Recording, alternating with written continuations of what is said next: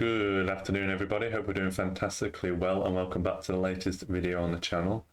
For today's video, we're going to be looking back at UCL Fantasy Game Week 1, talking about a few of the teams that you've kind of gathered a bit more information on and teams to be targeting going forward. And then we're going to move on to Game Week 2, talk about strategy a bit, and then what players we should really be going for in Game Week 2 to try and maximise certain fixtures and certain form of teams. But before we just jump into the video, I'd like to say thank you for the support on the last two UCL videos, which did very well on the channel, so I appreciate that. Any likes and subscriptions to the channel are a great help, so I appreciate everyone for doing that, and it really supports the channel. But we will jump into the video. So first we're going to have a look down at the fixtures from Game Week 1. Just a few points that were picked up from them. So kind of when I was looking at these fixtures, Game Week 1 can always be a bit of a strange one because you never know kind of how certain teams are going to perform. So for example, Salzburg here against Seville, I was not expecting Salzburg to do as well, especially with Seville being at home. So it's kind of gave me more information about them. They're maybe not the whipping boys we should expect. So Seville, I had a defender, and I know a lot of people went for double and treble upon Seville, which backfired.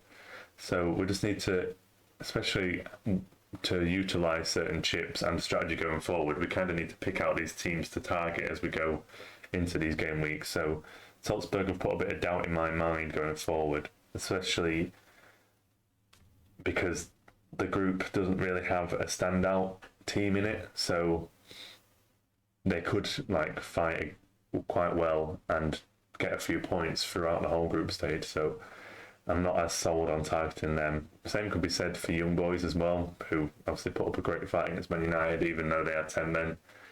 And it's kind of backed up my theory about Man United in the Champions League. I don't want to be backing many of their assets. If you've got one, for example, I had Ronaldo, but I really wouldn't go a lot further than that when backing their assets, because I'm not convinced they're going to just blow teams away in this format, especially the next few games against Villarreal and Atlanta, who are both capable sides. So I wouldn't be going all in on Man United assets as of now. Not much to say about the Kiev Benfica game, very even game, not much going on. So it's probably same with Villarreal and Atlanta. I quite like the attacking assets for these sides, especially when they play Young Boys. Atlanta are all about attack. I'm surprised Villarreal were so attacking in that game, but they kind of had to make it back. But there's some cheap, decent options you'll be getting from Villarreal and Atlanta, which could be good going forward. So they're good teams to target for some mid-range assets. Chelsea, we kind of got what we expected from them, especially in the clean sheet department. That's what I was banking on. I kind of recommended in the last episode that it's more about the defence rather than the attack for me for Chelsea. So you've got Lukaku who scored, but outside of that, I don't think there's a lot of value in their attack. So if you want to go two defenders and one attacker with Lukaku, that's fair play as well. But I'm more concentrating on the defence when it comes to Chelsea. But you could argue the next fixture is not ideal for their defence as they're away at Juventus. So that's the one to look out for the next game week. But then after that, they have double Malmo. So it's just trying to get through the fixtures the best you can. So a strategy we're going to talk about just later on in the video is perhaps going for the limitless chip in game week 2, because you can get your Chelsea defenders out because they're playing Juventus, target the good fixtures in game week 2 for different teams, and in game week 3 your Chelsea defenders will come back in and you've got Malmo twice, which is a great way to maximise that fixture. And obviously Chelsea can also keep a clean sheet against Juventus, but there's a bit more doubt about it than playing Malmo twice. Lille and Wolfsburg, not bad assets to be going for because that group is quite even, but not much to show in that game. If you just want a cheap defender in one of these teams, it's a good way to go. I think Wolfsburg have got a few decent defenders to be going for. This Bayern Munich-Barcelona game was kind of as I expected. I probably would have gone for 3-1. I wasn't expecting Bayern to maybe hold out for the clean sheet, but Barcelona looked pretty terrible in that game. I think treble upon Bayern is a great way to go for this tournament, especially going forward. They've got the two easier fixtures in Dynamo Kiev twice, and then who was the other team in that group? Benfica. So I'd say those 4 fixtures in a row are ideal to be jumping straight on Bayern assets, and I'd be highly recommending them going forward So there's Lewandowski up top, and then I'd probably be going for like a Kimmich and even maybe a Neuer, or you could go for a midfielder in Sane. I think Gnabry picked up an injury, but there's a lot of assets you can go for in Bayern Munich. There's even the cheap midfielder who I know chose Germany over England for his national team. I can't particularly remember what his name is, but he's a decent value pick from that midfield as well. We're talking about treble ups. I think treble ups on Dortmund is another one to be going for.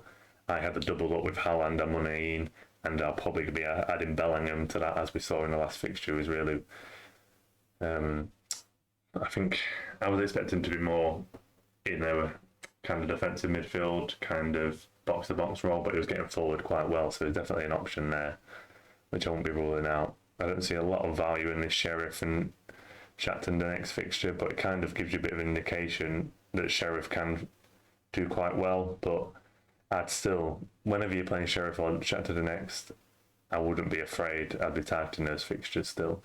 So they're ones to look out for going forward as well. The Liverpool game, I think we got the result we expected, but Milan gave a lot more from their side than I was expecting in this group. So it's not too bad to be having a Milan asset in your team. I think I've got Kessie because he's on penalties for Milan, but I wouldn't. I'm trying to avoid that group because it's quite difficult fixtures whoever you're playing, because they're with Atletico and Porto. I don't mind playing against Porto, but 4 out of the 6 fixtures are a bit difficult. So maybe one cheap option for Milan. Liverpool, I just have Trent. If you want to go big, like if you're on a limitless chip, go for Salah, fair play, but I'm not sure I'd have him in for the whole tournament. Atletico Porto, not much to write home about. I think Atletico clean sheet was one of the givens in this week, and they're quite defensive, so struggling to score against Porto isn't a shock as well. If I was going Atletico, I'd always be going their defence. I wouldn't go much further than that. I think in this Inter Milan against Real Madrid game, Inter Milan were pretty unlucky. They had a lot of chances in that game. I quite like the Inter Milan team going forward. They're one I'd be looking at getting in, because after this game, they've got a great run of fixtures because they played Madrid first, then the next 4 fixtures are quite favourable because they've got the lower ranked teams to play in the next 4, and then Real Madrid the last fixture. So Inter Milan's one that I'm looking at going forward, even if it be the defence. They've got quite like the value pick of Dzeko in there as well, so that's a good one to be going for. So Man City, I think everyone wants a Man City asset, but we never have a clue who to go for, so I'm a bit adverse going for a Man City asset. Yeah, there's no one I would. If you want to go for Man City asset, go for a defender. I'm not sure. Obviously, they scored 6 goals, had 6 different goal scorers, so it's very difficult. But Cancelo obviously did well and got the goal as well, so he's a good option. I think the best defensive option there. Even Leipzig had some value, obviously, with a hat trick from Onkulu, so he actually got player of the match in that game. So it's definitely one to be looking out for going forward, especially if Leipzig are playing Club Brugge, which they do in the next fixture. I think we're all very disappointed with PSG. The front 3, and then they just basically flopped, didn't they? Managed to get an early goal, but then still couldn't hang on against Club Brugge, so that was a bit of a shocker for them. So it kind of doesn't fill me with confidence for their next fixtures, because they've got Man City, then Leipzig twice, and Man City again. So I'm not big on the PSG going forward either. So I think I treble up on PSG, and I'm a bit sceptical of having any of them in there. I'll probably have to keep one in there, but not big on that at all. And then I think we're saving the best till last here with performance of the game week, with Haller getting, did he get 4? Or even, no, he got 4 goals, didn't he, Haller? I was going to say 5, then he got all 5. But Haller, right, if you got him in your team, I've seen the top in the world on the game so far had Haller as captain, so you can understand why he's definitely top of the ranking so far. Incredible pick you had him in there. I was kind of eyeing him up because he's a decent cheap option. I'm not sure going forward if he's the greatest asset to have. He's just one of those assets. If you get the right week, then you're in the money, but I'm not sure I'd recommend him going forward. But definitely an interesting one. If you got on him, congratulations, that was fantastic for you. So if we move on to the next game week, and I think I want to mention strategy going forward before we get into the fixtures in depth. So my kind of thoughts at the minute is to possibly use the limitless chip in game week 2, and then using the wild card to change the whole team in game week 3. The kind of way I'm thinking with that is that game week 3 is the main one that I'm kind of locked in with, because game week 3, a lot of teams will play the same. Well, basically every team play the same team twice in a row. So, for example, if we just flip through to game week 3, so if you see here, Man City play Club Bruges in game week 3, and they'll also play them in game week 4. So, getting a lot of their assets in at that game week 3 for 2 weeks in a row is a huge advantage. And I think there's certain fixtures that you should be targeting with that. So Man City is one of them. You go down here, you see Inter Milan against Sheriff is another one I'd be targeting there. And there's a few more down here. Like I said, Bayern is definitely one you should be on all the time. You could even argue Barca. I wouldn't be going big on the Barca assets, but that's a decent one. And then Chelsea here. So that game week 3 and 4 is a huge opportunity to change your whole team for those 2 game weeks. And then you might want to get through game week 5, and you might want to save your limitless to 5 or 6. But that 3 and 4, using that wildcard, is huge for me, in my opinion. So limitless isn't guaranteed for game week 2. You might want to save it for 5 or 6 where there's a bit more rotation, but that wildcard for 3 and 4 is huge advantage, and I think you should be going for that strategy. Obviously, people want to play the game in different ways, but that is definitely a big one to target there. So I personally will be wildcarding in game week 3 to change my whole team. Game week 2, I'm thinking about a limitless chip. I'm not 100% there yet. I think having it in my back pocket for a 5 or 6 could be a great one to go for as well. So let's touch on some of the game week 2 fixtures we should be targeting really. So Inter Milan I quite like. I prefer their 3, 4 and 5 because they have slightly easier opponents in my opinion. Sheriff, I think Chapters next at home are a lot more difficult to break down than they are when they play away. So Inter Milan, I think I'll be getting 1 or 2 assets in preparation for game week 3. I really like Dzeko up front, and then I'll be going for defenders outside of that, and the goalkeeper Handanovic is a good one to go for. We touched on Haller. He's got a very good fixture there, so we've got Haller there. If you want to bring him in and you're going to be wildcarding soon, it's a great one to be going for. So I'd highly recommend that. Getting at least 1 Ajax asset in there because I can't fancy them against Besiktas in that fixture. Leipzig again, decent fixture against Club Bruges. So I feel a lot, if you're using this kind of strategy with game week 3, you can take a lot of 1 week punts in this fixture, in this game week. So there's a lot of decent fixtures you could be going for. You could even argue Real Madrid here. I'm slightly less keen unless maybe a Benzema for Real Madrid. But it's another one that you'd expect to do quite well against Sheriff. Obviously, Sheriff did quite well in the first fixture, but I can't imagine they're going to keep it up in every single fixture. I think they'll get a bit overawed by the occasion against Real Madrid. So it's a bit of a... that'll be just a dream moment for Sheriff, really, in that fixture. So fair play to them getting into the Champions League, and they'll enjoy that moment. Porto against Liverpool, I still fancy Liverpool there. We've got an asset in there for Liverpool, keep them. I've got Trent, for example. I'll be keeping them for that fixture. I wouldn't... yeah. If you want to go for the punt of Salah for 1 week, that's fair play as well. I quite like that because Porto, they're a decent side, but I don't overly rate them, so there could be points in there for Liverpool. PSG against City, I'm just trying to avoid this fixture in my opinion. So I think treble up on PSG, so I'll be trying to get 2 of them out this week and just keep holding 1 through, and before a possible wildcard in game week 3. But it's kind of, even with PSG, as we've touched on with City, you don't know what asset to have. In PSG, you wouldn't know what attacking asset to have. So I have Neymar, Mbappe, Messi. It's just, even when they have got a good fixture run, it's just who do you actually pick. So when it's City in that good fixture run in 3 and 4, you're just going to have to take a punt on 1 or 2 of their assets to do well. It's a bit up in the air, especially... well, you also get the added advantage of being able to change the subs, so you can always have that bench cover, but then you've got like that extra value on your bench, which can be a disadvantage. So for me, for this fixture, it's a no going to City. Dortmund again, I'd be treble upping on, as we mentioned before. So I've personally got Haaland and Munayin in there, so I think I've got Wijnaldum, so the obvious change there for me would be a Wijnaldum to Bellingham, which makes complete sense for me, especially Dortmund at home. Don't fancy Sporting a lot in the competition either. Milan Atletico I'd be avoiding for this week. I can see that being a very low scoring game. Atletico just probably playing for the draw because they're away from home. But yeah, not much value in that fixture this week for me. Atlanta against Young Boys. Atlanta have a few decent cheap midfielders. I think it's Malinowski who they have in midfield, so that's a good option to be going for.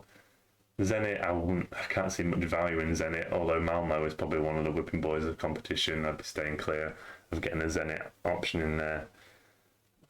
There's some very kind of not going to get much value in UCL Fantasy. I'd say these two fixtures here, even Barcelona to a certain extent, a lot of these fixtures you kind of, especially on the second day, there's not a lot, much value in there except for this Bayern Munich fixture that I'll be targeting.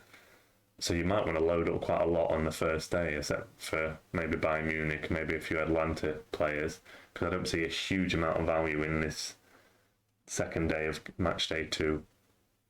But touching on that, as I mentioned about the limitless chip, I've put together quite a quick kind of limitless example if you were going for the limitless chip this week and the kind of players you should be targeting, as we've touched on a lot of the teams that we should be going for. So I just mentioned the Bayern, so I've gone for the Bayern triple up if I was on the limitless chip with Lewandowski, Davis, who could easily be Kimmich. I think Alphonso Davies will get quite forward in the fixture that they've got. And then Kimmich also tends to play midfield, so he's got a chance there as well. So between Kimmich and Davis, there's not a lot. It's a personal choice between them, really. Same again, I mentioned with the Dortmund treble up. I think the two Bundesliga teams are going to do quite well in this game week, along with getting Nkulu, who's got a hat-trick against City and got player of the match, and he's got a decent fixture. He's playing against Club Brugge, which obviously he's got 20 points against City. Surely he can get a few points against Bruges, so that's one to look out for. And it's kind of, when you're on a limitless, even if you're going for a wild card in game week 3, this is the kind of player you can just go in for in 1 week, and then you don't have to worry about it after. I mentioned about Inter Milan as well. Dzeko is a decent option because they've got a decent fixture against Shakhtar. And then this is also a great one if you're looking to hold your chips. If you're going for Inter Milan, they've got a great run of 4 fixtures here that you can just hold the player all the way through. So that's a good one to be looking out for. Same with Brozovic, he's just a cheap option there for ball recoveries, really. Then I also touched on Atlanta, Malinowski, good fixture against young boys. They're at home, they're good in attack. Atlanta, they always like to prioritise attack over defence, so I like to have a bit of a differential asset in there. As you can see, 0% selected by, so that's definitely differential there. And then we've just added in a Real Madrid defender because they're playing Sheriff, so there's a slight chance there. They obviously kept a clean sheet in the last fixture, so I'm not overly convinced by Real Madrid, but if they concede to Sheriff, then it's not great for them. And Real Madrid always seems to turn up in the Champions League. That's one thing I will give them credit for. So if I was going for a kind of a limitless chip, that is kind of along the lines that I'd be going for, having a Seville defender in there. Just there's probably better options you could be going for in a limitless. But Diego Callas did very well with ball recoveries in the last fixture, so he's a decent pick going forward because this is quite a competitive group. So you can expect him to get a lot of tackles in there. So there's a lot of value there. Trent, as I've touched on as well, just keeping in there because he can always get a good contribution, and they're at Porto, which isn't the worst fixture in the world. And then there's some bench fodder here with these two. So that's the kind of plan I would be going for if I was going for the limitless guys. I hope that gives you a bit of an insight if you're looking to go for the chip. And my best wishes for game week 2. I hope you all smash it. And we will be back with some more advice for the next game week. So good luck to everyone, and we'll see you on the next video. Have a great rest of your day.